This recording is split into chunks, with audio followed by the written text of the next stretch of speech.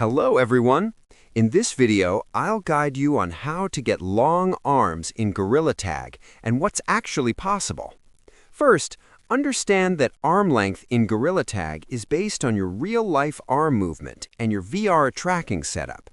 There is no official setting inside the game that lets you extend your arms beyond normal limits. However, you can slightly adjust your effective reach by recalibrating your height. Go into your VR settings and reset your floor or guardian boundary while standing a bit taller. This can make your in-game arms feel slightly longer. Also, make sure your headset and controllers are tracked properly with no obstruction. Avoid mods or cheats claiming extreme long arms because they can get you banned. The safest way to improve reach is better positioning, stretching your arms fully, and mastering movement techniques within the game's natural limits. Subscribe the channel for more videos.